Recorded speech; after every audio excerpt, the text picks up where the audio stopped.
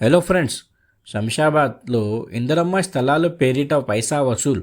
ఇందిరమ్మ స్థలాలు ఇప్పిస్తామంటూ అమాయక ప్రజల వద్ద లక్షల రూపాయలు వసూలు చేసిన దళారులు. విషయం గ్రామస్తులకు తెలియడంతో స్థానిక తహసీల్దార్కు ఫిర్యాదుతో సంఘటన స్థలాన్ని పరిశీలించిన తహసీల్దార్ దళారులను గుర్తించి కేసులు నమోదు చేసినట్లు తెలిపారు. ఈ ఘటన శంషాబాద్ మున్సిపాలిటీ పరిధిలోని తొండుపల్లి ఇందిరమ్మ కాలనీలో జరిగింది.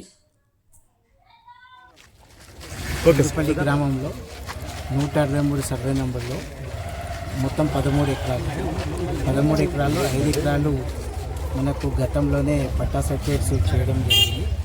పట్టా సర్టిఫికేట్స్ కూడా అందరికీ పంచడం జరిగింది. దాంట్లో నాకు వచ్చిన సమాచారం ప్రకారం ఒక 20 నుంచి 24 పట్టాలు పంచకుండా అట్లనే పెట్టినారు. ఆ పంచని స్థలాలలో కొంతమంది దళారులు అమాయకుల ప్రజలకు ఎంతో పట్టా సర్టిఫికేట్స్ ఏదో సృష్టించి ఇస్తున్నట్టు నా దృష్టిలో వచ్చింది. దాని గురించి నేను ఎంక్వైరీకి వచ్చాను. చూస్తే ఇక్కడ 2-3 స్ట్రక్చర్స్ నేను కట్టడం చూశాను. 2 కాంపౌండ్ వాళ్ళు, ఒకటి బునియాద్ లెవెల్ ఉంది, ఇంకోటి ఏమో పిల్లర్ లెవెల్ ఉంది.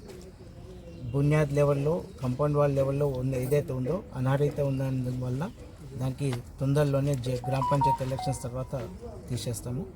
ఇంకోటి ఏదైతే ఇందిరమ్మ ఇల్లు కింద శాంక్షన్ చేసినామని అన్నారో దానికి పేపర్స్ అన్నీ చట్టపరంగా ఉన్నాయా లేదా ఎంక్వైరీ చేసి దానికి చట్టపరమైన దాంట్లో యాక్షన్ తీసుకుంటాం. ఇక్కడ నేను ముఖ్యంగా ప్రజలకు చెప్పేది ఏంటంటే, ఈ పట్టాలు ఇచ్చే అధికారం ఈవెన్ మాకు కూడా లేవు ఇవాళ రోజుల్లో.